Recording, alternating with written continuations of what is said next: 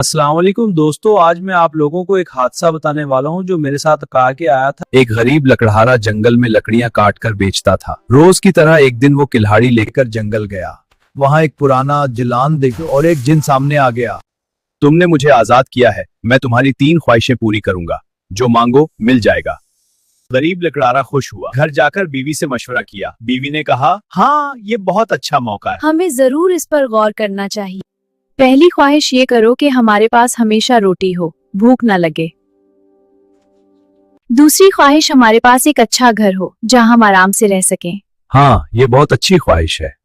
जिन ने एक खूबसूरत घर दे दिया। जी हाँ, ये तुम्हारे लिए है। शुक्र है, ये बहुत खूबसूरत है। तीसरी ख्वाहिश हम अमीर तरीन आदमी बन जाएं, जितना पैसा दुनिया में है सब हमारा हो। मैं तो बस इतना चाहता हूँ कि हम खुश रहें।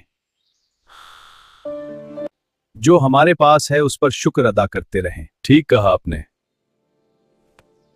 तुमने सही इंतखाब किया। लालच इंसान को तबाह कर देता है। और जिन गायब हो गया। हमने जो कुछ मिला इस पर शुक्र किया। मेहनत की और खुश रहे। सबक गुर्बत तकलीफ देती है, लेकिन लालच इससे भी बड़ी तकलीफ देता है। जो अल्लाह देता है इसमें शुक्र और मेहनत हो तो जिंदगी खूबसूरत हो जाती है।